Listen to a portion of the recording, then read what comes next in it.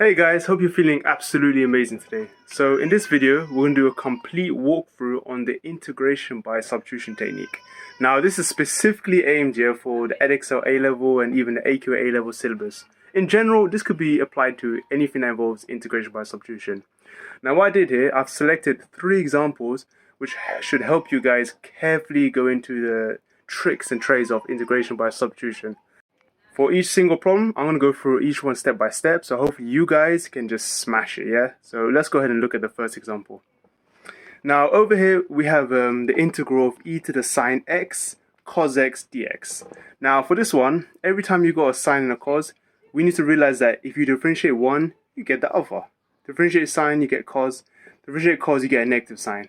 So the trick is always let u equal the one that's stuck to the power. So as you can see, the sine x is the power term.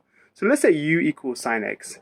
Now when we differentiate that, we should say, okay, du over dx gives you cos x, but let's just times dx across. So now you have du equals cos x dx.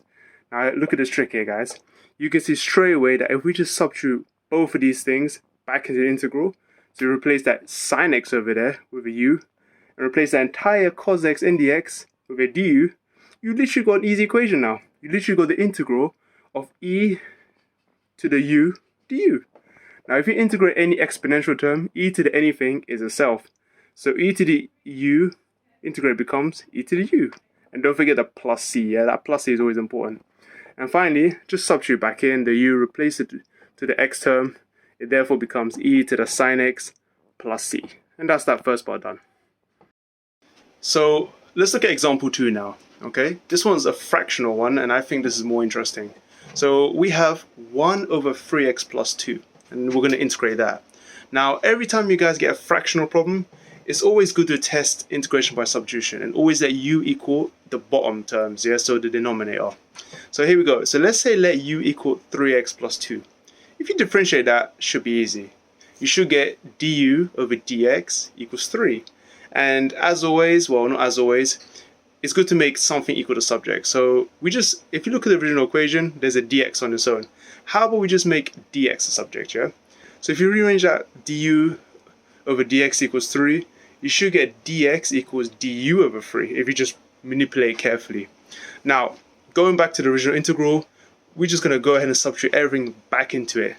So updating everything, we should now have 1 over, so replace the 3x plus 2 with a u, and then replace the dx with du over 3. Now one cool thing is, if you got a du over something, that number can go outside integral because constants are allowed to go out. So that third goes outside.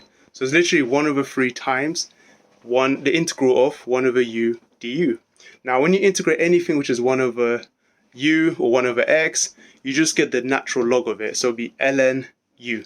So our final result actually just be 1 over 3 ln u plus c.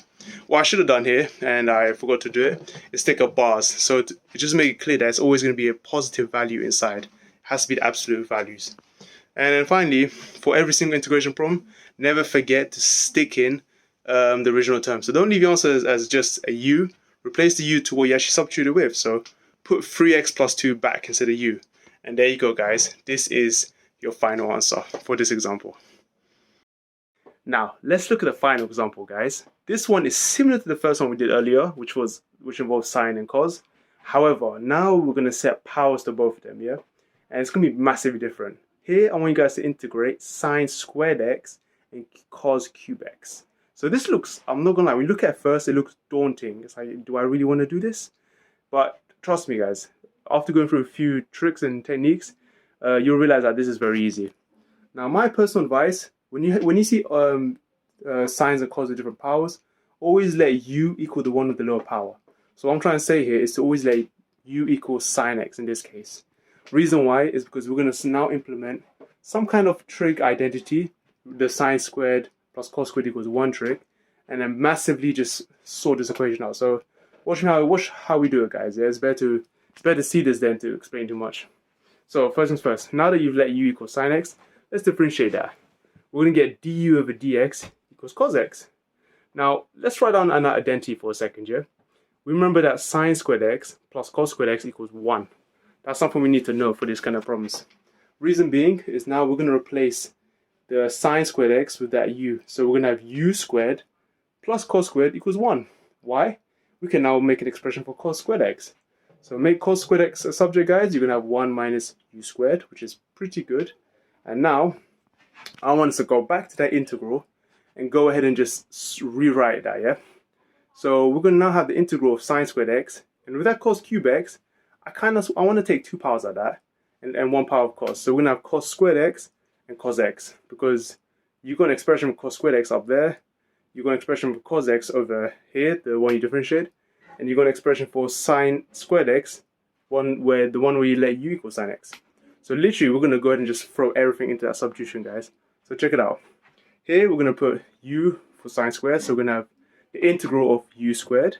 Now for cos squared x, we're going to have 1 minus u squared, and the last one is cos x and dx. For cos x, if you look at the du over dx expression, you can just put that here, so replace cos x with du over dx. And for the dx, just leave it. You'll notice now that the dx that you got there, and the dx to the bottom of that fraction, they cancel out. So you've got literally an easy expression, guys. So the next step now is to go ahead and literally expand that u equation expression, expand the brackets. You should get what you see now.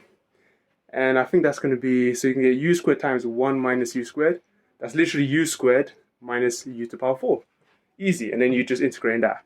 So you're going to get u cubed over 3, u to the power 5 over 5. And finally, guys, as always, don't forget plus c, and replace all your u terms with what you let u equal with. That is sine x. And that's it, guys, and this should be your final answer. Yeah, well, I hope you guys enjoyed these videos. Let me know if there's anything else you want me to do. Integration by parts will come up as well. But if you have any other questions, you want to go through something, I'm here. But other than that, guys, I'll see you next time. Salam.